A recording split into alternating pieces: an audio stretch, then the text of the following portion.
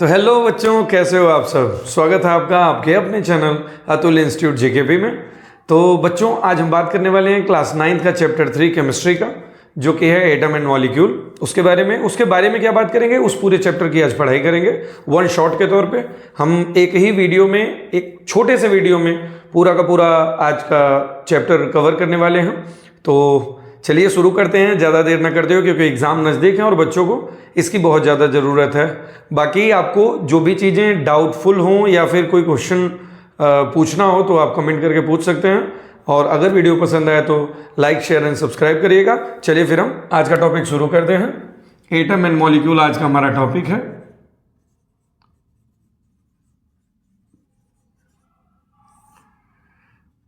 ये है क्लास 9 का केमिस्ट्री चैप्टर 3, ठीक है।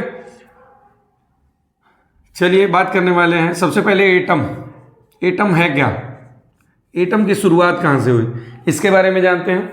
जब एटम की शुरुआत के बारे में हम देखने जाते हैं तो ये समझने की कोशिश करते हैं कि इसका सबसे पहले नाम कहाँ से आया।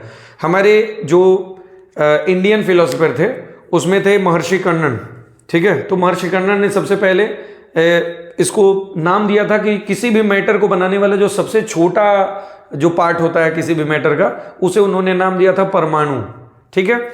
लेकिन बाद में कुछ ग्रीक जो फिलोसोफर आए, जैसे ल्यूसिपस आए और डेमोक्राइटस आए, तो इन्होंने मिलके जो है एक नाम दिया एटोमोज, एक वर्ड दिया एटोमोज। एटोमोज का मतलब होता है कि ऐसी कोई भी चीज जिसका और ज्यादा फर्दर डिवीजन ना हो सके, ठीक है। सबसे लास्ट में इससे छोटा पार्टिकल कोई ना बन सके, इसे कहा गया एटोमोज, जो कि नाम दिया था डेमोक्राइटस ने। डेमोक्राइटस ने दिया था और डेमोक्राइटस ने एटोमोज नाम दिया था। बाद में इसी को एटम कह दिया गया, ठीक है। तो फर्दर डिवीजन जिसका ना हो सकता है ऐसे छोटे पार्टिकल को एटोमोज कह दिया था, डेमोक्राइटस ने ल्यूसिपस दे थे, ठीक है। अब इसके बाद हम आगे बात करें तो एक लेवाइजर एक करके साइंटिस्ट आए। उन्होंने क्या किया कि एटम काम कैसे करते हैं, किसी भी केमिकल रिएक्शन में वो कैसे किसी कंपाउंड को बनाते हैं, कैसे मैटर को क्रिएट करते हैं, इसके बारे में बताने के लिए उन्होंने दो लॉ दिया था। एक आए लेवाइजर,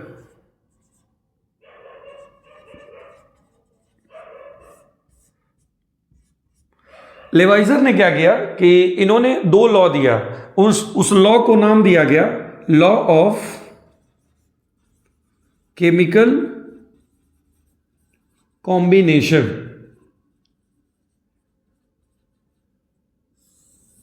अभी हम यहां पे लिख दें क्लास 9th, उससे क्लैरिटी रहेगी, ठीक है। तो लॉ ऑफ केमिकल कॉम्बिनेशन इन्होंने दिया था, वेट, ठीक है। लॉ ऑफ केमिकल कॉम्बिनेशन इन्होंने दिया था। इस लॉ ऑफ केमिकल कॉम्बिनेशन में इन्होंने मेनली दो लॉ दिया था, ठीक है। पहला लॉ ये कहता है कि law of mass conservation, law of mass conservation, law of mass conservation क्या कहता है। लॉ ऑफ मास कंजर्वेशन ये कहता है कि किसी भी केमिकल रिएक्शन में एटम का पोजीशन भले कितना ही चेंज हो जाए, किसी भी एटम की पोजीशन कितनी भी चेंज हो जाए, लेकिन उनके मास में कोई डिफरेंस नहीं आएगा, मास हमेशा कंजर्व रहता है। जैसे एग्जांपल के तौर पे हाइड्रोजन और ऑक्सीजन, इन दोनों को मिलाकर H2O बन गया, ठीक है। अगर इसको हम बैलेंस कर दें तो 2H2 कर देंगे इधर, तो हाइड्रोजन और ऑक्सीजन मिला करके वाटर बन गया, ठीक है। अभी देखते हैं कि इधर दो हाइड्रोजन, ठीक है, इसका मास कितना 2 × 1, ठीक है। ऑक्सीजन 16 × 2 32, इधर 2 और ये 32, टोटल कितना हो गया इधर रिएक्टेंट के साइड पे,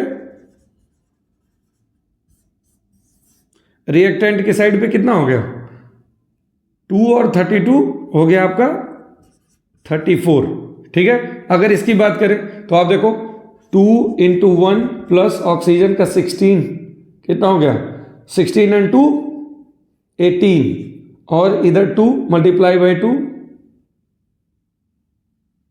सॉरी यहां पर ये देखिए, ये दो हाइड्रोजन तो हैं, लेकिन हमने इसको बैलेंस करने के लिए भी 2 लगाया हुआ था, तो एक बार और मल्टीप्लाई होगा 2 से, 2 इंटू 2, और हाइड्रोजन का मास 1 होता है। ठीक है, तो ये हो गया आपका 4, और 4 और 32 होगा तो कितना हो जाएगा 36।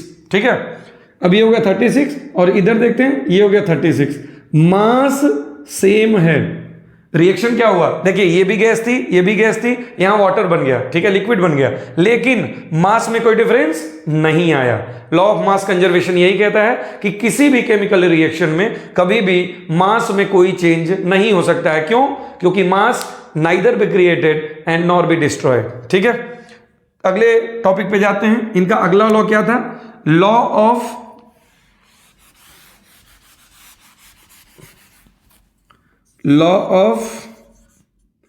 Constant proportion.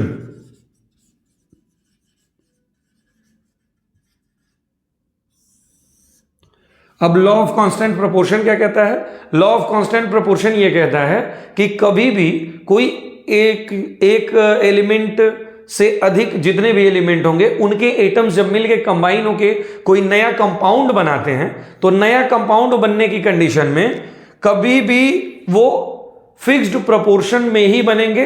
अगर कोई नया कंपाउंड जिस प्रोपोर्शन में बनता है उस प्रोपोर्शन में जब भी उन 2 या 2 से अधिक एलिमेंट्स के एटम को मिलाएंगे तो हमेशा वही कंपाउंड बनेगा। फिक्स्ड प्रोपोर्शन का मतलब, इसको एक एग्जांपल से समझते हैं, जैसे H2O। ठीक है, H2O की बात करें, हाइड्रोजन 2 एटम हाइड्रोजन के और एक ऑक्सीजन का।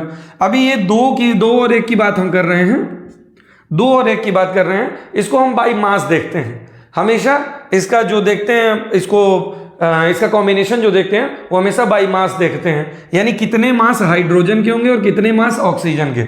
जब भी देखिए यहाँ पे 2 इंटू 1 मास कितना हो गया हाइड्रोजन का 2, यहाँ पे 2 यूनिट मास है, और अगर इसकी बात करें तो एक ऑक्सीजन का मास कितना होता है 16। ठीक है, तो 16 और 2 यानी 2:16। हाइड्रोजन और ऑक्सीजन का अगर रेशियो देखें तो 2:16, इसको कैंसिल आउट करेंगे तो 1:8। हाइड्रोजन और ऑक्सीजन जब भी 1:8 की रेशियो में जुड़ेंगे बाई मास, ठीक है ना, बाई मास रेशियो इनका 1:8 जब भी होगा हाइड्रोजन और ऑक्सीजन का, तो बनेगा क्या? वाटर। हमेशा वाटर ही बनेगा जब भी हाइड्रोजन और ऑक्सीजन 1:8 की रेशियो में जुड़ेंगे एक दूसरे से। ठीक है, तो ये रहा आपका law of constant proportion. Law of constant proportion ये कहता है कभी भी 2 या 2 से अधिक एलिमेंट के एटम जब भी कंबाइन होते हैं तो ये फिक्स्ड प्रोपोर्शन या कांस्टेंट प्रोपोर्शन बाय मास जुड़ते हैं। कांस्टेंट प्रोपोर्शन यानी कि 1:8 है, तो जब भी वाटर का कंपाउंड बनाना होगा, जब भी हमको वाटर बनाना होगा, तब 1:8 के रेशियो में ही हाइड्रोजन ऑक्सीजन को जोड़ना है।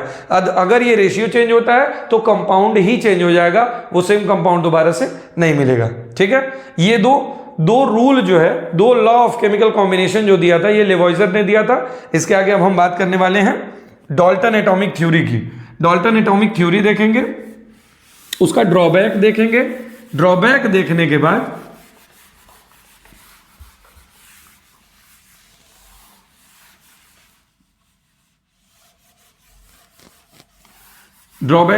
बाद हम आगे के टॉपिक पे चलेंगे। ठीक है, चलिए, तो हम बात कर रहे थे कि एक British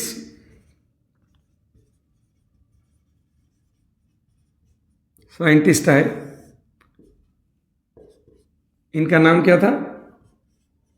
John Dalton.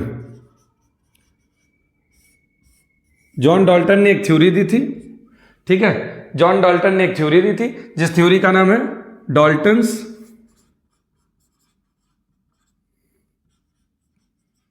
Atomic theory, और ये कब दी थी?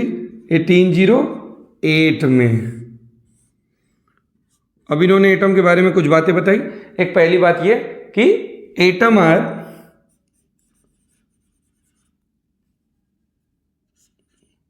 Atoms are tiny indivisible particles। ठीक है। और एक बात इन्होंने ये कही कि यही एटम्स जो होते हैं यही किसी भी केमिकल रिएक्शन में पार्ट लेते हैं।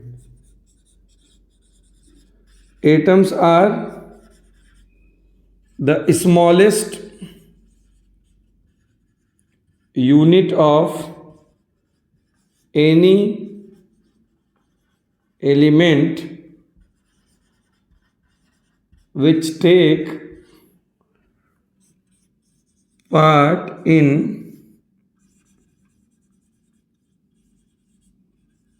chemical reaction।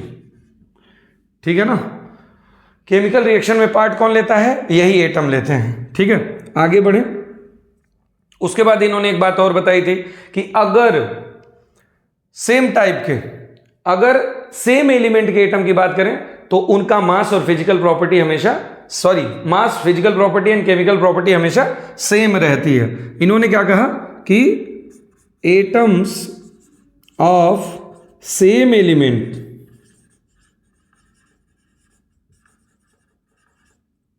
Have same mass and chemical property. ठीक है ना, इन्होंने कहा कि सेम मास और सेम केमिकल प्रॉपर्टी होगी। फॉर एग्जांपल इन्होंने क्या कहा कि जैसे मान लीजिए गोल्ड है, गोल्ड का सिंबल है Au। अब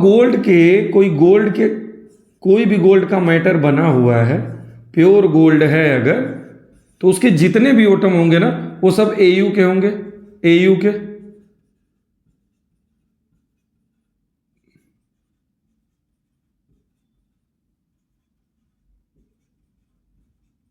सारे के सारे Au के एटम होंगे।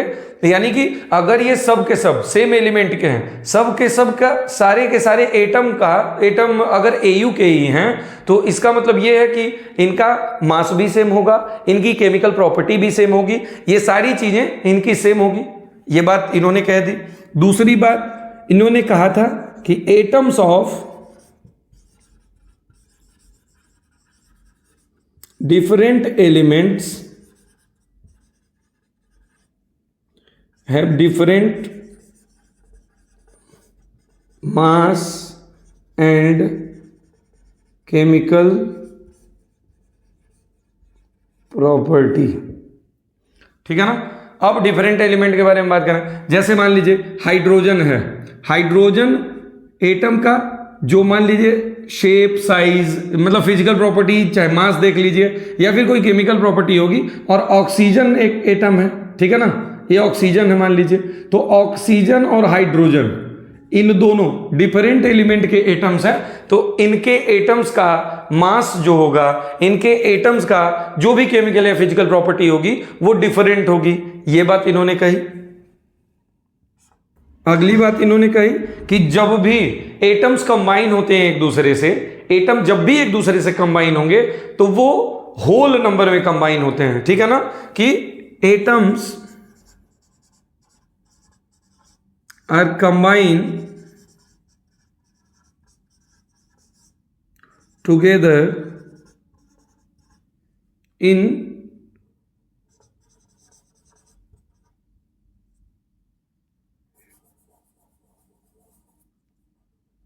whole number ratio. ठीक है ना, कि इनका जो रेशियो होता है वो हमेशा होल नंबर में होगा। जैसे आप देखते हो H2O बना, जब H2O बना तो 2 हाइड्रोजन और 1 ऑक्सीजन मिलके बने। या फिर मास वाइज अगर देखो तो 1:8 का रेशियो है, बाई मास इनका रेशियो देखें तो 1:8 का रेशियो है। ठीक है, लेकिन क्या आपने कभी ऐसा देखा है कि 1.2:8.6 ऐसा कोई रेशियो हो, या 1/2:2/4 का रेशियो हो, या 3/4 का रेशियो हो? ऐसा कभी देखा? ऐसा पॉसिबल नहीं है। ठीक है, जब भी ये होते हैं होल नंबर रेशियो में होते हैं। ठीक, दूसरी चीज, इसका अगला पॉइंट है, अगले पॉइंट पे हम आते हैं। तो इन्होंने ये बताया था कि जो भी कभी कोई कंपाउंड बनता है, जब एक या एक से अधिक जो एलिमेंट्स हैं उनके जब एटम एक दूसरे से कंबाइन होते हैं, तो कंबाइन होते टाइम उनका जो रिलेटिव नंबर होता है या फिर जो टाइप ऑफ या काइंड ऑफ एटम होता है वो हमेशा कांस्टेंट होता है। तो इन्होंने क्या कहा कि in a compound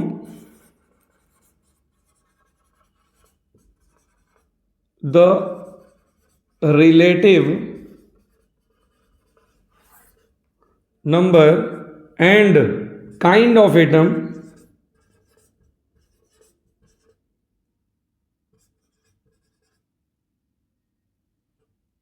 is always constant। ठीक है, ये बातें इन्होंने अपनी थ्योरी में कही थी। डाल्टन एटॉमिक थ्योरी की बात करें 1808 में दी थी। Atom are tiny and individual particle. ठीक है, एटम बहुत छोटे होते हैं और इंडिविजुअल पार्टिकल हैं। बाद में ये इनके ड्रॉबैक में आ गया, ये इनकी कमी थी, इसको ये प्रूव नहीं कर पाए।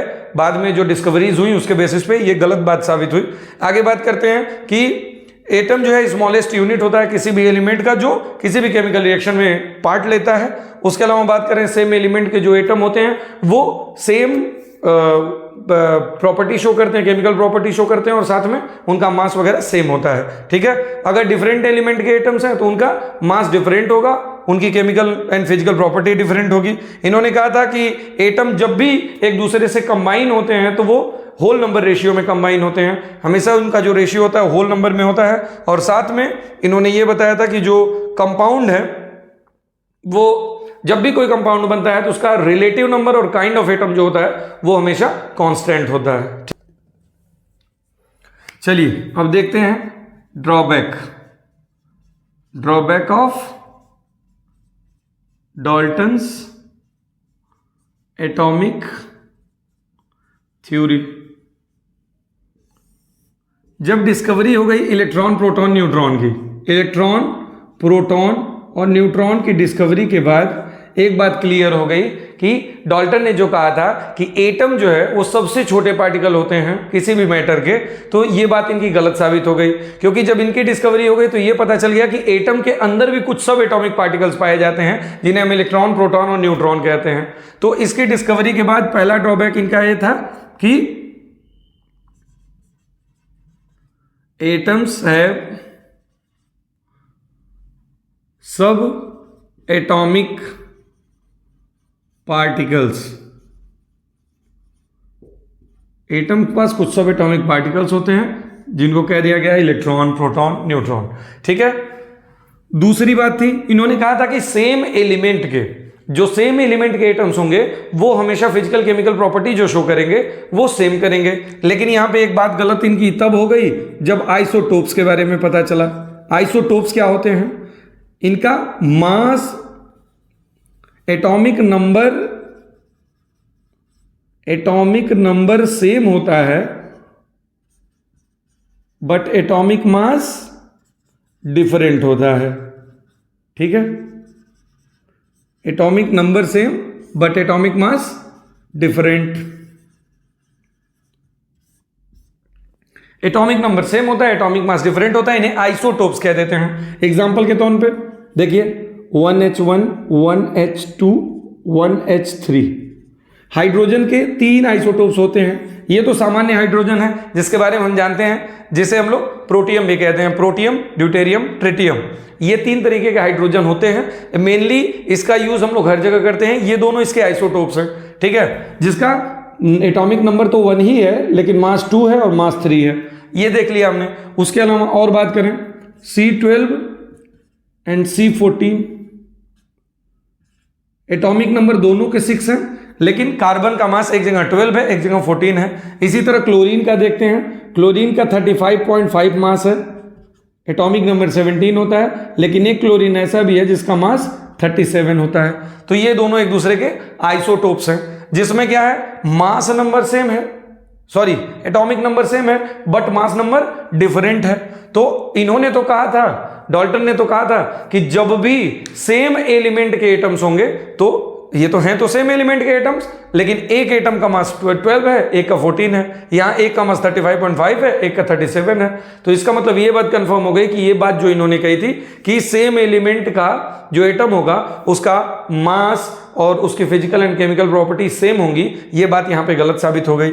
एक बात और गलत साबित हुई, जो इन्होंने कहा था कि डिफरेंट मास, जो डिफरेंट एलिमेंट के जो एटम्स होंगे उनका मास, फिजिकल और केमिकल प्रॉपर्टी जो होगी वो डिफरेंट होगी। लेकिन एक चीज और आती है यहां पे, आइसोबार। अब आइसोबार क्या होता है? ठीक इसी का उल्टा, एटॉमिक नंबर डिफरेंट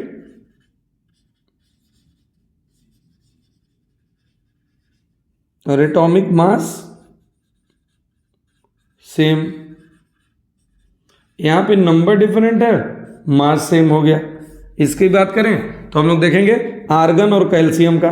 आर्गन का एटॉमिक मास 40 होता है, जबकि एटॉमिक नंबर 18 होता है। वहीं कैल्शियम का 40 तो होता है, लेकिन इसका एटॉमिक नंबर 20 होता है। ठीक है, तो आर्गन और कैल्शियम के बारे में हम बात करें तो इनका एटॉमिक नंबर डिफरेंट है बट मास सेम है। इन्होंने कहा था कि जब भी ये अलग अलग एलिमेंट के, यानी डिफरेंट एलिमेंट के एटम्स जब होंगे तो उनका मास, फिजिकल, केमिकल प्रॉपर्टी डिफरेंट होगी। लेकिन यहां पर तो आर्गन एक डिफरेंट एलिमेंट का एटम है और ये Ca जो है वो कैल्शियम का एटम है। ठीक है ना, ये दोनों एलिमेंट अलग अलग हैं बट इनका मास सेम है। तो यहां इनकी तीसरी बात गलत साबित हो गई। तो ये इनके 3 मेन ड्रॉबैक थे। सबसे पहली बात, इन्होंने कहा था कि एटम ही सबसे छोटे पार्टिकल होते हैं, जबकि जो एटम के अंदर जब देखा गया, जब रिसर्च किया गया तो ये पाया गया कि इलेक्ट्रॉन, प्रोटॉन, न्यूट्रॉन नाम के 3 सब एटॉमिक पार्टिकल्स भी पाए जाते हैं। ये इनका ड्रॉबैक रहा। आइसोटोप्स और आइसोबार इनके ड्रॉबैक रहे। ठीक है, चलिए अगले टॉपिक पे चलते हैं। चलिए अब बात करते हैं एटम और मॉलिक्यूल के बारे में। एटम क्या होता है और मॉलिक्यूल क्या होता है? एटम जो है, अभी हम बता रहे थे कि एटम, एक डाल्टन ने जो बात बताई थी कि एटम एक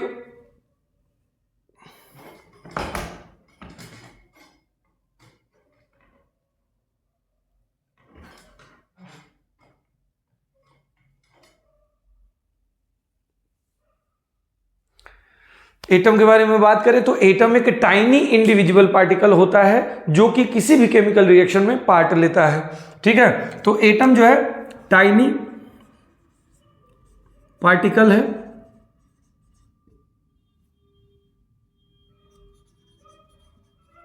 taking part in a chemical reaction.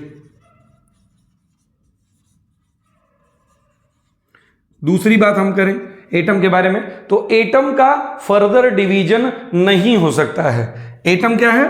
Further division नहीं हो सकता है। Atom can not divide.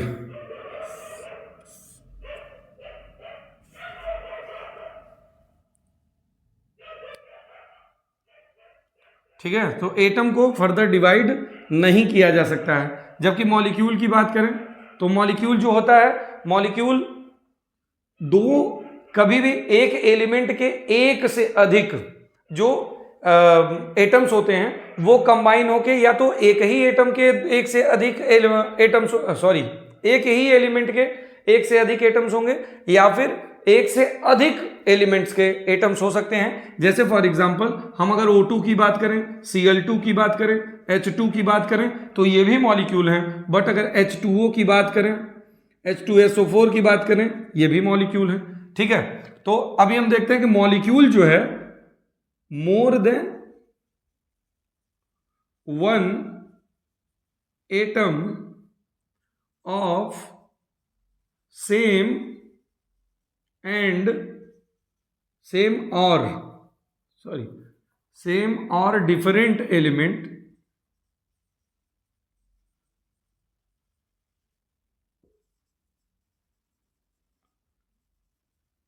Chemically combined together. ठीक है ना, एक साथ अगर कंबाइन होते हैं, केमिकली कंबाइन होते हैं, एक सेम एलिमेंट या डिफरेंट एलिमेंट के एक से अधिक जो एटम्स हैं वो एक दूसरे से कंबाइन होते हैं तो क्या बनाते हैं? मॉलिक्यूल। और इनका फर्दर डिवीजन हो सकता है, कैन बी डिवाइडेड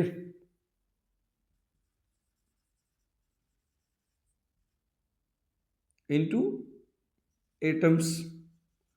भाई ये एटम्स में अलग अलग हो सकते हैं, मॉलिक्यूल जब भी टूटता है अगर O2 है तो दो O अलग अलग तो हो सकते हैं, ठीक है। Cl2 है तो दो Cl अलग अलग हो सकते हैं, H2 है दो हाइड्रोजन अलग अलग हो सकते हैं, ठीक है। एक बात और देखते हैं इसके बारे में, एटम के बारे में, ठीक है। तो एटम के बारे में अगली बात करें तो ये फ्रीली मे और मे नॉट एग्जिस्ट फ्रीली, जबकि मॉलिक्यूल फ्रीली एग्जिस्ट कर सकते हैं, दे एग्जिस्ट फ्रीली। जैसे कुछ एटम ऐसे होते हैं, जैसे मान लीजिए जैसे O2 है, Cl2 है, H2 है, ये जो गैसेस है ना, ये अकेले एटम के फॉर्म में कभी H हाइड्रोजन H के फॉर्म में कभी नहीं आप देखेंगे, कभी ऑक्सीजन को O के फॉर्म में नहीं देखेंगे, Cl के फॉर्म में क्लोरीन को नहीं देखेंगे, हमेशा जब भी देखेंगे H2, O2, Cl2 इसकी तरीके से देखेंगे। क्यों देखेंगे? क्योंकि ये अकेले एग्जिस्ट नहीं कर सकते हैं। तो कुछ तो ऐसे होते हैं जो अकेले एग्जिस्ट कर सकते हैं। फॉर एग्जाम्पल जैसे आप देख सकते हैं सोडियम, आप Na ऐसे देख लोगे, पोटेशियम ऐसे देख लोगे, Ca ऐसे देख सकते हो, ये अकेले एग्जिस्ट कर सकते हैं। लेकिन आप जब भी किसी गैस के बारे में देखोगे, O2 देखोगे, Cl2 देखोगे, तो देखिए ऑक्सीजन एटम तो है, ऑक्सीजन का एक एटम और होता तो है, लेकिन क्या ऑक्सीजन का एक एटम जो है वो अकेले एग्जिस्ट कर सकता है? नहीं कर सकता है। तो इसलिए ये कभी एग्जिस्ट कर पाते हैं, कभी नहीं कर सकते हैं। कहीं कहीं कुछ ऐसे एलिमेंट्स हैं जिनके एटम एग्जिस्ट फ्रीली कर सकते हैं, कुछ के नहीं कर सकते हैं, उन्हें किसी न किसी के साथ कंबाइन होना ही पड़ेगा। और ये जो है ये फ्रीली एग्जिस्ट कर सकते हैं। क्यों? क्योंकि ये मॉलिक्यूल के फॉर्म में ऑलरेडी कंबाइंड फॉर्म में है, तो ये एग्जिस्ट फ्रीली रहते हैं, ठीक है, फ्रीली एग्जिस्ट करते हैं। चलिए आगे बढ़ते हैं। अब बात करते हैं इसके एग्जाम्पल के तौर पे, उनका एग्जाम्पल वो रहा, और अगर इनकी बात करें तो इसका example sodium, potassium, calcium, hydrogen, oxygen, nitrogen ऐसे देख सकते हैं। खैर ये एग्जिस्ट अकेले नहीं करते हैं, लेकिन ये एटम तो है ना, इसलिए इसका एग्जाम्पल हो सकते हैं।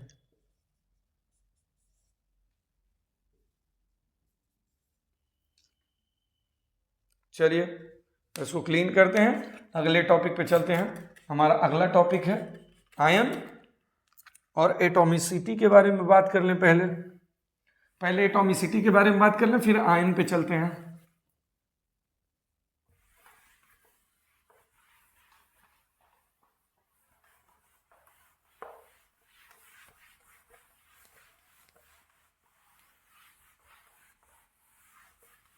अब एटॉमिसिटी क्या होती है?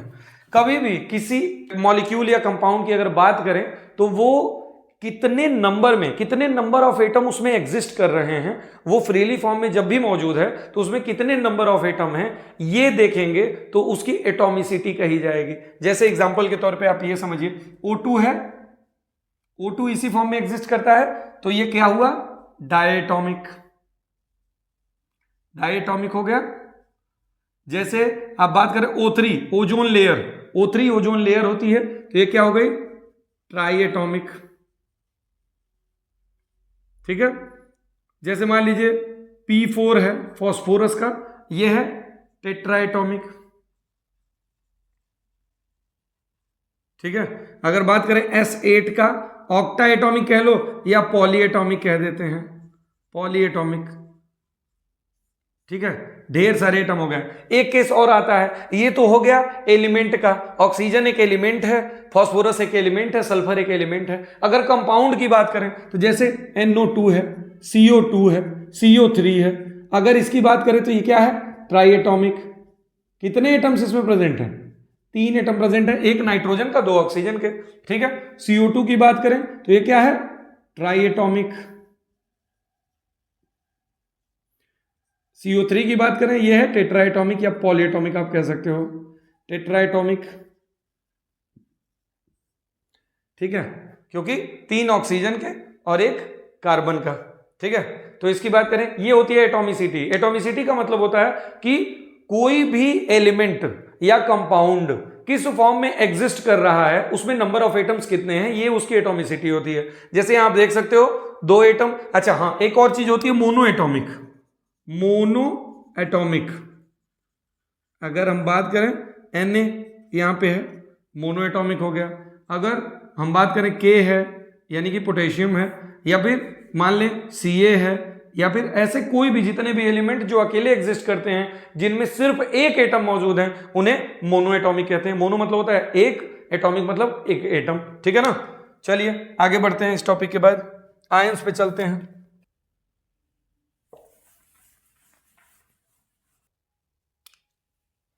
आयंस के बारे में बात करते हैं। आयंस होते क्या हैं? आयंस, ठीक है, आयंस की बात करें तो आयंस होते क्या हैं?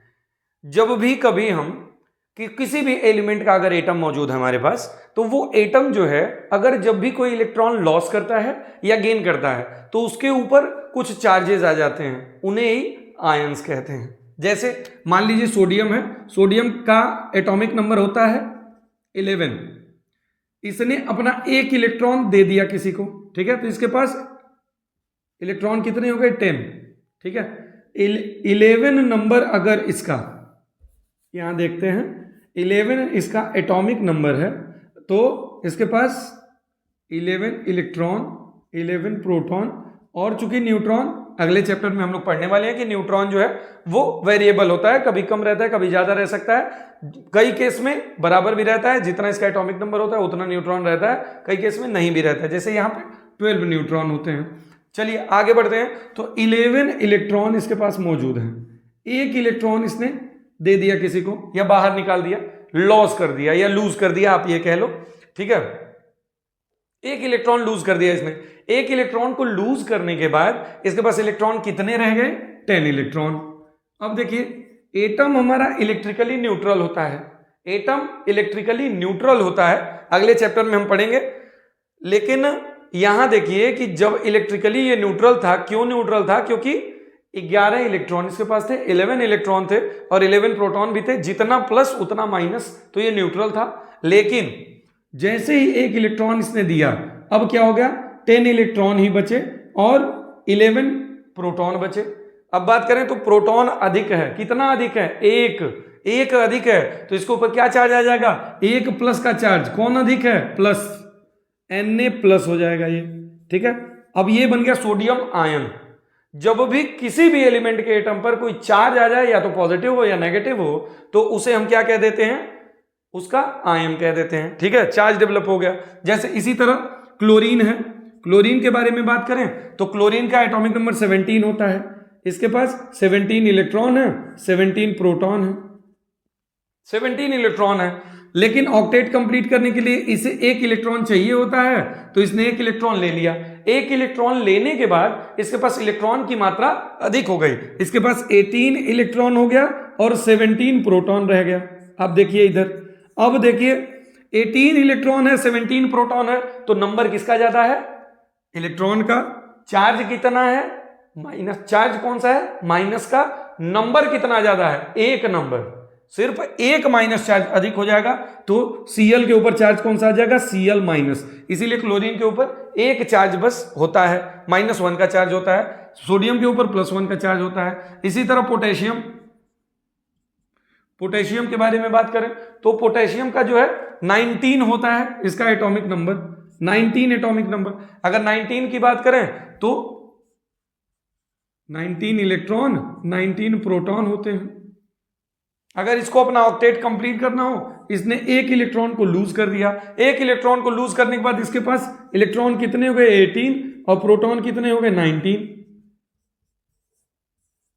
इलेक्ट्रॉन 18 हो गए, प्रोटॉन 19 हो गए। प्रोटॉन 19 है तो कौन अधिक है? प्रोटॉन अधिक है। प्रोटॉन कितना अधिक है? एक अधिक है, और कौन सा चार्ज है? प्लस का चार्ज है, तो एक प्लस का चार्ज लग जाएगा पोटेशियम के ऊपर। कैल्शियम के बारे में बात करें, कैल्शियम जो है इसके ऊपर +2 का चार्ज होता है। क्यों होता है? इसका एटॉमिक नंबर होता है 20, इसके पास 20 इलेक्ट्रॉन है, 20 प्रोटॉन है।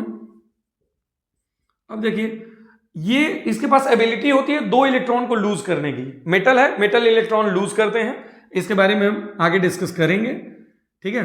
तो 20 इलेक्ट्रॉन्स हैं, 20 इलेक्ट्रॉन्स हैं तो 2 इलेक्ट्रॉन इसने लूज कर दिया अपना ऑक्टेट कंप्लीट करने के लिए। ऑक्टेट कंप्लीट करने के लिए 2 8 8 का ऑक्टेट कंप्लीट किया, 2 8 10 हो गया और 18 हो गया। 18 करेगा, 2 इलेक्ट्रॉन को लूज करेगा, 2 इलेक्ट्रॉन इसने लूज कर दिया, तो इसके पास कितने इलेक्ट्रॉन बचे? 18 इलेक्ट्रॉन, और प्रोटॉन कितना था? 20 प्रोटॉन। प्रोटॉन में कभी चेंज नहीं आता है, इलेक्ट्रॉन के नंबर कम ज्यादा हो सकते हैं परंतु प्रोटॉन न्यूक्लियस के अंदर होता है, उसमें कोई चेंज नहीं आता है। चलिए अभी बात करें, 18 इलेक्ट्रॉन हो गए। 18 इलेक्ट्रॉन 20 प्रोटॉन, ज्यादा कौन? प्लस वाला, तो इसके ऊपर कौन सा चार्ज आएगा? प्लस चार्ज आएगा। कितना प्लस आएगा? कितना नंबर ज्यादा है? 18 इलेक्ट्रॉन है, 20 प्रोटॉन है। 20 प्रोटॉन का मतलब 18 से 2 ज्यादा है, तो इसके ऊपर चार्ज कौन सा आएगा? Ca+2 का चार्ज आ जाएगा। ऐसे होता है। ये क्या है? ये जितने हम देख रहे हैं, चाहे सोडियम हो, ये कैल्शियम हो, सोडियम हो, क्लोरीन हो, पोटेशियम हो, ये जितने भी हैं ये सारे के सारे आयंस हैं, जिनके ऊपर पॉजिटिव या नेगेटिव कोई चार्ज इलेक्ट्रॉन के लूज करने की वजह से पॉजिटिव चार्ज, गेन करने की वजह से नेगेटिव चार्ज आ जाए, उन्हें क्या कहते हैं? आयंस कहते हैं। ठीक है, अब ये आयंस पॉजिटिव और नेगेटिव के बेसिस पे दो टाइप के होते हैं, कैटायन और एनायन।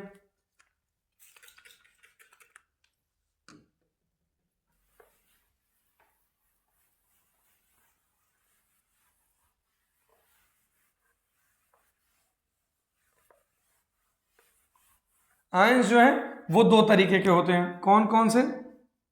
कैटायन और एनायन। ठीक है, कैटायन वो होते हैं जिनके पास पॉजिटिव चार्ज होते हैं, who lose electrons and carry positive charge। Example इनका बताइए। एग्जाम्पल हो जाएगा सोडियम, कैल्शियम, पोटेशियम। ठीक है, ये जितने मेटल्स होते हैं वो सारे इलेक्ट्रॉन लूज करने की एबिलिटी रखते हैं, तो ये जो है हो जाते हैं कैटायन। एनायन की बात करें, who gains electrons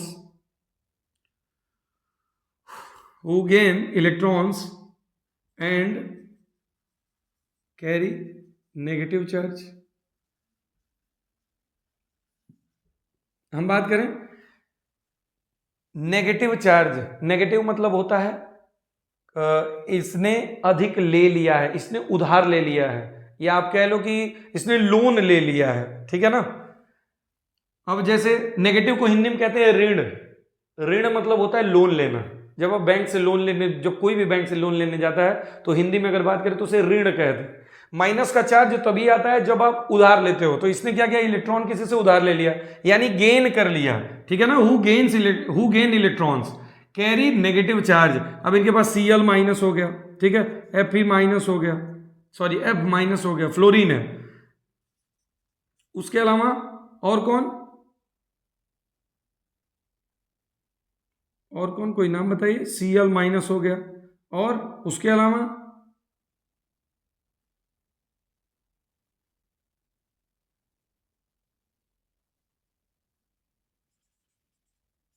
ठीक है। तो ये सॉरी Cl दो बार हो गया, क्लोरीन है, फ्लोरीन है, ब्रोमीन है, आयोडीन है, ये जितने हैं ये सब के सब इनके ऊपर चार्ज होता है माइनस का। अगर हम बात करें, इसके बाद हम बात करने वाले हैं तो हम पॉलीएटॉमिक के बारे में यहाँ बात कर लेंगे।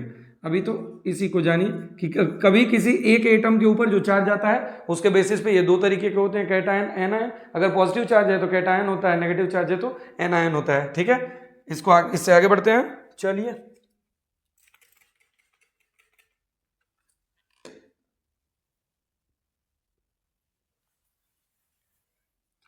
पॉलीएटॉमिक आयंस अगला टॉपिक है हमारा।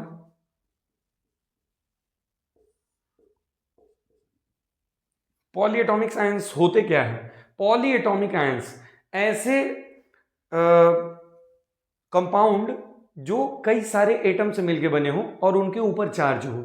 एग्जाम्पल के तौर पे हम देखते हैं, जैसे CO3 के ऊपर 2 माइनस का चार्ज होता है, SO4 के ऊपर 2 माइनस का चार्ज होता है, NH4 प्लस होता है, अमोनियम आयन इसको कहते हैं। ठीक है, ये जो है इनको पॉलीएटॉमिक आयन कहते हैं। पॉलीएटॉमिक आयन कैसे? एटम कितने हैं? देखिए 3 एटम ऑक्सीजन का है, 1 एटम कार्बन का है। मोर देन 1 एटम है बट चार्ज इनके ऊपर भी है। ठीक है ना। तो मोर देन वन एटम होने के साथ साथ चार्ज भी कैरी करें तो उन्हें कहते हैं पॉली एटॉमिक आयन, यानी एक साथ पॉली, पॉली मतलब होता है ढेर सारे, मेनी, ठीक है ना। पॉली एटॉमिक, एक साथ ढेर सारे एटम्स हैं। उसके बाद आयंस में भी हैं, आयंस मतलब प्लस और माइनस चार्ज भी उनके ऊपर हैं, तो उसे कहते हैं पॉली एटॉमिक आयन, ठीक है। More than one atom with charges are called polyatomic ions, ठीक है। तो ऐसे आपको देखने को मिलेगा। CO3 2- होता है, SO4 2- होता है, NH4+ होता है, ठीक है। तो ये सारे एग्जांपल्स हैं इसके पॉली एटॉमिक आयंस के। चलिए आगे बढ़ते हैं, हमारा अगला टॉपिक, थोड़ा जल्दी करने की जरूरत है, हम लोग थोड़ा सा लेट हैं।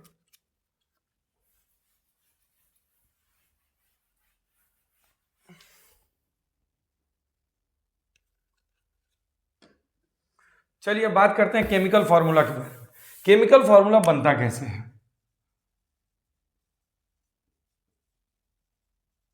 केमिकल फॉर्मूला, किसी भी कंपाउंड का केमिकल फॉर्मूला बनता कैसे है? जैसे बात करते हैं कि सोडियम की, तो सोडियम जो है, सोडियम का भी मैंने बताया कि 11 इलेक्ट्रॉन इसके पास होते हैं। मैंने बोला प्रोटॉन न्यूट्रॉन में कोई चेंज नहीं होता क्योंकि ये न्यूक्लियस के अंदर होते हैं। जब भी कोई चेंज आएगा तो इलेक्ट्रॉन में आएगा। कंबाइनिंग कैपेसिटी जो होती है वो इलेक्ट्रॉन के बेसिस पे डिसाइड होती है। अच्छा, कंबाइन कैसे होते हैं उसके लिए टॉपिक जानते हैं, वैलेंसी।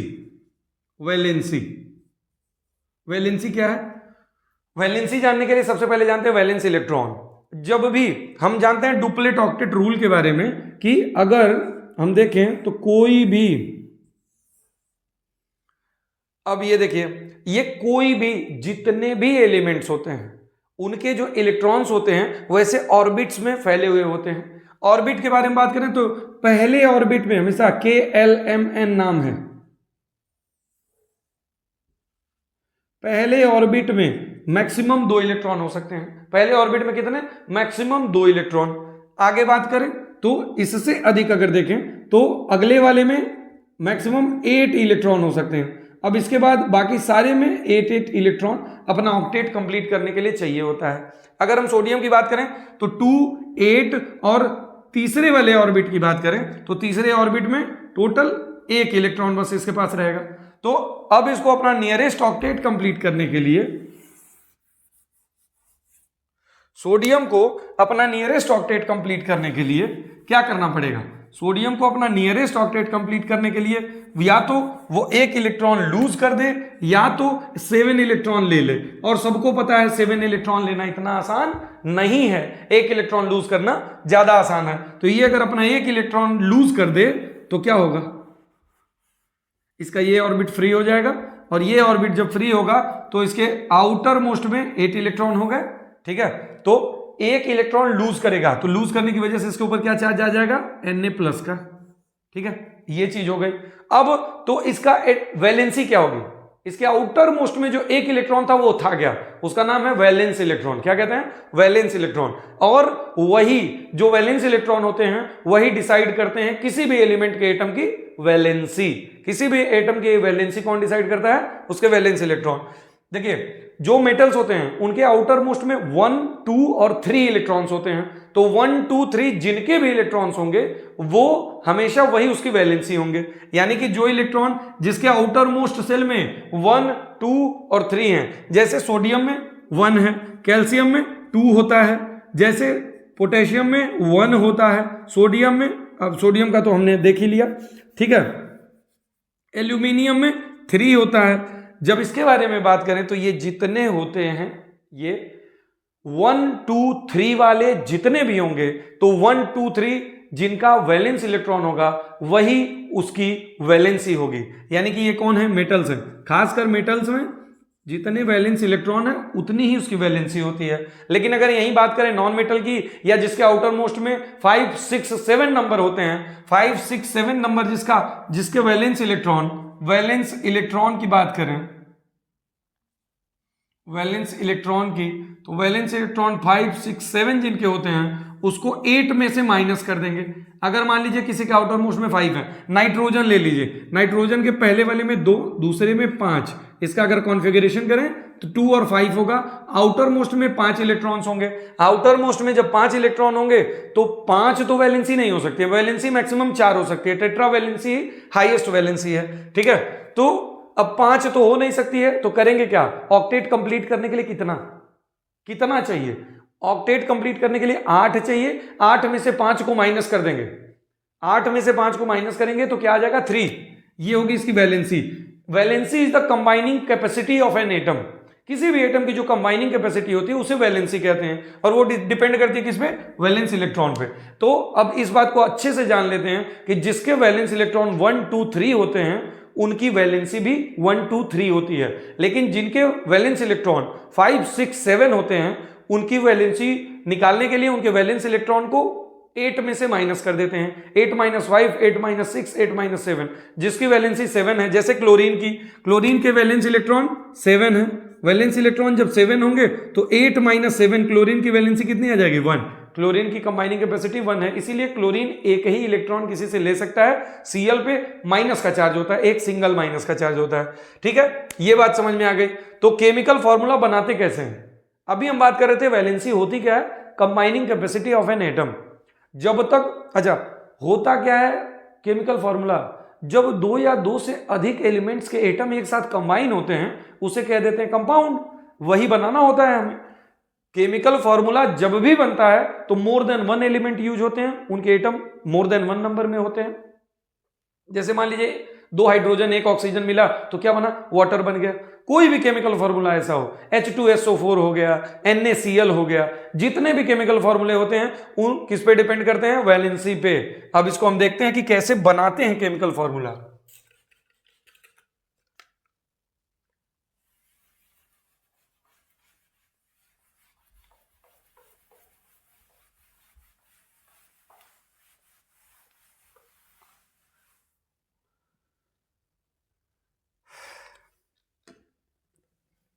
आप देखो केमिकल फॉर्मूला बनाते कैसे हैं। जैसे मान लो Na सोडियम है और क्लोरीन है, तो सोडियम की कंबाइनिंग कैपेसिटी कितनी, इलेक्ट्रॉन 11 है। इसका इलेक्ट्रॉनिक कॉन्फ़िगरेशन करेंगे, आउटर मोस्ट में 1 आ गया। मैंने बताया कि जिसका 1 2 3 वैलेंस इलेक्ट्रॉन है, आउटर मोस्ट शेल में जितने इलेक्ट्रॉन होते हैं उसे ही वैलेंस इलेक्ट्रॉन कहते हैं। 1 2 3 जिसका होगा उसको क्या कहेंगे, उसको वही मान लेते हैं, उसकी वैलेंसी है। और जिसका 5 6 7 होता है, आप सोच रहे होंगे कि 4 का मैंने क्यों नहीं बताया। 4 को चाहे आप ऐसे मान लो, चाहे 8 में से 4 माइनस करो, चाहे 4 को 4 ही मान लो उसकी वैलेंसी, या फिर 8 - 4 करोगे तब भी 4 ही आएगा, तो 4 की वैलेंसी 4 ही होगी। जिसके आउटर मोस्ट शेल में 4 इलेक्ट्रॉन्स हैं उसकी वैलेंसी 4 ही होगी, ठीक है। तो क्लोरीन की बात करें, क्लोरीन में क्या है 17, इसका एटॉमिक नंबर होता है 17 देखेंगे तो 17 इलेक्ट्रॉन है। अब इसको ऑक्टेट कंप्लीट करने के लिए कितने चाहिए, 2 8 7। इसके वैलेंस सेल में कितने, वैलेंस सेल में कितने, 7 इलेक्ट्रॉन्स। अगर 7 इलेक्ट्रॉन हैं तो एक इलेक्ट्रॉन इसको चाहिए होगा, एक इलेक्ट्रॉन चाहिए होगा ऑक्टेट कंप्लीट करने के लिए। या फिर एक चीज और देख लेते हैं, मैंने कहा था 5 6 7 जिसके आउटर मोस्ट में आए उसको 8 में से माइनस कर देंगे, 8 - 7 कितना हो जाएगा, 1 आ जाएगा। या ऑक्टेट कंप्लीट करने के लिए 1 चाहिए, दोनों कंडीशन में वैलेंसी 1 ही आई, ठीक है। अब देखिए सोडियम के ऊपर, सोडियम का कितना वैलेंसी 1, ठीक है। और क्लोरीन का कितना वैलेंसी 1। दोनों को एक दूसरे से क्रॉस मल्टीप्लाई कर देंगे, आंसर आ जाएगा, बन जाएगा क्या, NaCl। अब देखिए एक और देखते हैं, Ca देखते हैं और Cl का देखते हैं। क्लोरीन की वैलेंसी कितनी 1 और Ca की वैलेंसी 2। Ca होता है 20, ये होता है 20 का होगा 2 8 8 2, आउटर मोस्ट में 2। जिसके आउटर मोस्ट में 1 2 3 होते हैं उसको क्या करेंगे, उसकी वैलेंसी वही बना देंगे, इसकी वैलेंसी 2। अब ये 2 जो है ये इससे मल्टीप्लाई होगा, ये 1 इससे मल्टीप्लाई होगा, तो 1 Ca से मल्टीप्लाई हुआ तो Ca हो गया, 2 Cl से मल्टीप्लाई हुआ तो Cl2 हो गया। तो Ca के साथ जब भी क्लोरीन बनाएगा CaCl2 बन जाएगा, ठीक है। आगे बढ़ते हैं, अगर हम K के साथ Cl का बनाए, पोटेशियम के साथ, पोटेशियम का होता है 19, तो ये हो गया 2 8 8 1, आउटर मोस्ट में 1, इसका भी 1, क्लोरीन का 2 8 7, 8 - 7 कितना हुआ 1, इसका भी 1, दोनों को क्रॉस मल्टीप्लाई, KCl बन जाएगा, ठीक है ना, पोटेशियम क्लोराइड बन जाएगा। ठीक, आगे बात करते हैं। अभी देखो हाइड्रोजन और सल्फेट का बनाते हैं SO4। अभी हम पॉली एटॉमिक के बारे में बता रहे थे, तो हमने बताया SO4 के ऊपर -2 का चार्ज होता है, वही उसकी वैलेंसी होती है। इस कंपाउंड की वैलेंसी कितनी होगी? -2 है। माइनस को नहीं ध्यान देंगे, उसके नंबर जो लिखे हुए हैं, हमेशा कभी ऊपर जो चार्ज लगा होता है उस चार्ज पे फोकस नहीं करते हैं, उसका नंबर देखते हैं। जब भी हमको कोई केमिकल फॉर्मूला बनाना हो तो उसका नंबर देखते हैं। SO4 के ऊपर -2 का चार्ज है। हाइड्रोजन का कुछ नहीं, हाइड्रोजन की वैलेंसी कितनी होती है? 1। इसके पास एटम ही इलेक्ट्रॉन ही 1 है, तो एक ही के साथ कंबाइन कर पाए, कंबाइनिंग कैपेसिटी ही 1 है। ठीक है, तो अगर इसके नीचे 1 इसके नीचे 2 कर लें, 2 से इसको मल्टीप्लाई कर दो, इसको कर दो, तो H2SO4 बन गया। ठीक है, अगर बात करें HCl की, तो H के पास 1, Cl के पास 1, दोनों को मल्टीप्लाई कर दो, HCl बन गया, हाइड्रोक्लोरिक एसिड, जिसके बारे में हम बात करते हैं। ठीक है, अभी बात करते हैं कोई और कंपाउंड। ठीक है, जैसे देखिए यहाँ पे एल्यूमिनियम, एल्यूमिनियम का कितना एटॉमिक नंबर होता है? इसको भी क्लोरीन के साथ बनाते हैं। क्लोरीन का 287, तो जिसके में 5 6 7, उसको 8 में से माइनस करेंगे, इसकी वैलेंसी आ जाएगी 1। एल्यूमिनियम के बारे में बात करें, अगर हम इसका देखें तो 283, कितना? 13 होती है एल्यूमिनियम की, 13 होगी तो 283। मैंने बोला था 1 2 3 जिसके भी आउटर मोस्ट में आए वही उसकी वैलेंसी होगी। ठीक है, तो इसकी 3 वैलेंसी हो जाएगी, तो Al की वैलेंसी 3 और Cl की वैलेंसी 1। इसकी मल्टीप्लाई यहाँ, इसका मल्टीप्लाई यहाँ, तो AlCl3 ये बन जाएगा एल्यूमिनियम क्लोराइड। ठीक है, चलिए आगे बढ़ते हैं। ये हो गया केमिकल फॉर्मूला बनाने का तरीका। अब कुछ और अगर आपको डाउट होगा इसमें, तो आप उस कंपाउंड का नाम भेज दीजिएगा, मैं उसका केमिकल फॉर्मूला बनाने का तरीका आपको बता दूंगा। ठीक है, आप कमेंट कर दीजिएगा, मैं उसमें बता दूंगा आपको। ठीक, अगले टॉपिक के बारे में बात करते हैं। ग्राम एटॉमिक मास क्या होता है, ग्राम मॉलिक्यूलर मास क्या होता है। बस ये एटॉमिक मास और मॉलिक्यूलर मास निकालना सीख लें। इसके बाद फॉर्मूला मास यूनिट एक आता है, उसको देख लें, ये तीनों सीख लें, ये चैप्टर यहीं पे एंड हो जाएगा। अगर कोई टॉपिक इसमें छूट जाता है तो आप हमको कमेंट करके बता सकते हैं, वो टॉपिक मैं अलग से कवर करा दूंगा, एक छोटे से शॉर्ट्स में एक छोटा सा वीडियो बना के उसको कवर करा दूंगा। ठीक है, क्योंकि अभी एग्जाम नजदीक है, हमारे पास टाइम नहीं है कुछ भी अदर कर पाने का, तो जो चीजें हो सकती हैं, ग्राम एटॉमिक मास के बारे में बात करते हैं। ग्राम एटॉमिक मास क्या होता है? ठीक है, हम लोग पढ़ते हैं कि जो भी मास हम लोग देखते हैं किसी भी एलिमेंट के एटम का, वो क्या है? AMU में होता है, एटॉमिक मास यूनिट में होता है। अगर उसी मास को हम ग्राम में लिख दें तो वही ग्राम एटॉमिक मास हो जाता है। जैसे ऑक्सीजन का मास होता है 16, जैसे नाइट्रोजन का मास होता है 14, जैसे कार्बन का मास होता है 12, हाइड्रोजन का मास 1, क्लोरीन का मास 35.5। अब इसको हम AMU या U में लिखते थे, एटॉमिक मास यूनिट दोनों को कहते हैं, ये उसका सिंबल है। AMU लिखते थे या U लिखते थे, सॉरी हमने कैपिटल में लिख दिया, AMU हमेशा स्मॉल में होता था, AMU या U। ठीक है, ये लिख देते थे। अगर इसको हम न लिखें, इसी को हम ग्राम में लिख दें तो क्या हो जाएगा? ग्राम एटॉमिक मास कहलाएगा। ये क्या कहलाएगा? ग्राम एटॉमिक मास कहलाएगा। अगर ये 16 ग्राम करें एक ऑक्सीजन का तो ये ग्राम एटॉमिक मास हो गया। 14 ग्राम कर दें, ग्राम एटॉमिक मास किसका? नाइट्रोजन का। कार्बन का ग्राम एटॉमिक मास 12 ग्राम, हाइड्रोजन का 1 ग्राम, ठीक है, क्लोरीन का 35.5 ग्राम। ये हो गया ग्राम एटॉमिक मास। अब बात करते हैं ग्राम मॉलिक्यूलर मास का। Gram molecular mass, gram molecular mass को अगर हम देखें तो ग्राम मॉलिक्यूलर मास होता क्या है? किसी मॉलिक्यूल का जो मास है उसको ग्राम में कर लेते हैं तो क्या हो जाएगा? वो ग्राम मॉलिक्यूलर मास हो जाएगा। जैसे Cl2 के बारे में बात करते हैं। Cl2, एक Cl का मास कितना होता है? 35.5।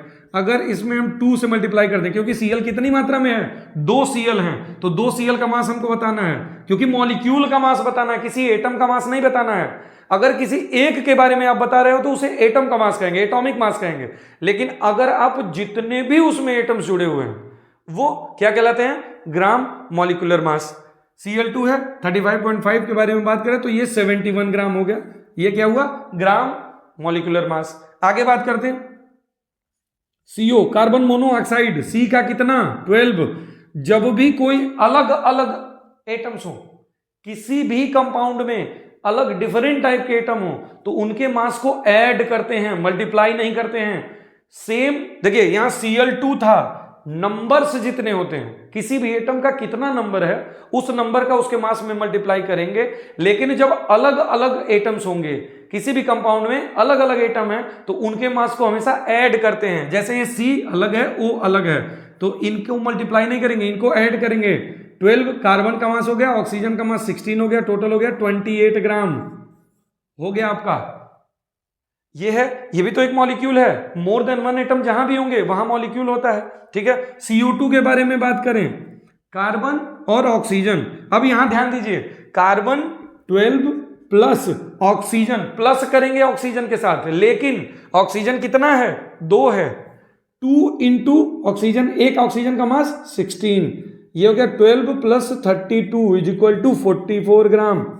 ये ग्राम मॉलिक्यूलर मास हो गया किसका, CO2 का, ठीक है।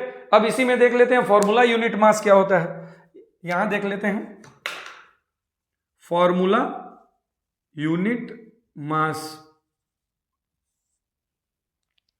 एक मिनट में थोड़ा सा इसको क्लीन कर दूं, थोड़ा सा बगल में लिख देता हूं। ये हो गया ऑक्सीजन 16, नाइट्रोजन 14, कार्बन 12, हाइड्रोजन 1 और क्या क्लोरीन 35.5। ये था, ये एटम का हो गया, ये सब ग्राम में है, ठीक है। ग्राम एटॉमिक मास के बारे में बात कर रहे हैं ना। अभी देखिए फॉर्मूला यूनिट मास। अब फॉर्मूला यूनिट मास का आपको कोई कंपाउंड का फॉर्मूला दे देगा। फॉर एग्जांपल H2SO4 के बारे में हम बात करें तो हम बात करते हैं H2SO4। अब ये तो फॉर्मूला हो गया किसका, सल्फ्यूरिक एसिड का। तो इसमें क्या करेंगे, हाइड्रोजन कितने हैं 2, हाइड्रोजन का मास कितना होता है 1, 2 इंटू 1, ये हो गया हाइड्रोजन। अब जब मैंने कहा कि जितने भी एटम किसी सेम एलिमेंट के होंगे, जितना नंबर लिखा होगा उसका मल्टीप्लाई उसके मास में कर देंगे। जब भी दूसरे एलिमेंट के एटम के बारे में हम बात करेंगे तो उसके साथ मास को प्लस करते हैं, तो यहां करेंगे प्लस। सल्फर का कितना होता है 32 प्लस ऑक्सीजन का कितना 16 होता है, कितने ऑक्सीजन 4, देखिए यहां 4 का मल्टीप्लाई किया मैंने, ठीक है। ये हो गया 2 प्लस 32 प्लस 64। अगर इसके बारे में हम इसको देखें तो कितना टोटल मास हो गया, ये 4 2 2, ये हो गया 0 6 3, सॉरी 4 2 2 हो गया 8 6 3, ये हो गया 9, 98 ग्राम टोटल मास आ गया किसका, H2SO4 का। अब बात करें NH3 का, इसको कहते हैं अमोनिया। नाइट्रोजन कितना 1, इसका मास कितना 14 प्लस हाइड्रोजन कितने 3, हाइड्रोजन का मास 1 इंटू 3, 1 मास होता है हाइड्रोजन का, 3 नंबर में हाइड्रोजन है, ठीक है, 3 की मात्रा में हाइड्रोजन यहां प्रेजेंट है। तो 14 प्लस 3 इज इक्वल टू 17 ग्राम, ये हो गया, ठीक है। CaCl2 के बारे में बात करें, CaCl2 कैल्शियम का कितना 40 प्लस क्लोरीन का 35.5 इंटू 2, कितने क्लोरीन है 2, ये हो गया 71 प्लस 40 111 ग्राम, ये आ जाएगी इसकी वैल्यू, ठीक है। क्लियर है यहां तक, कोई दिक्कत? कोई दिक्कत अगर इसके बाद हो तो आप हमको मैसेज कर सकते हो, कमेंट कर सकते हो।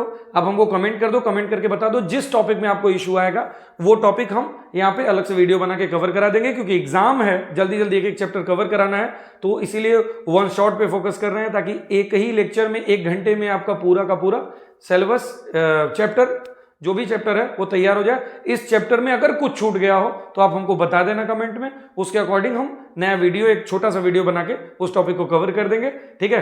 तो अब मिलते हैं अगली वीडियो में एक नए टॉपिक के साथ, यानी कि अगला चैप्टर या तो चैप्टर 4 हो सकता है या फिर बायो का कोई चैप्टर हो सकता है। तो अगले लेक्चर में मिलते हैं, जो कि उसके लिए हम कल मिलेंगे।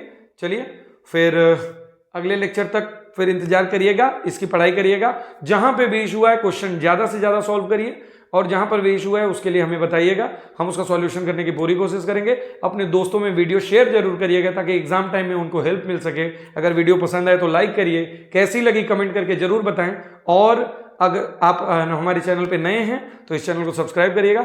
Thank you so much for watching.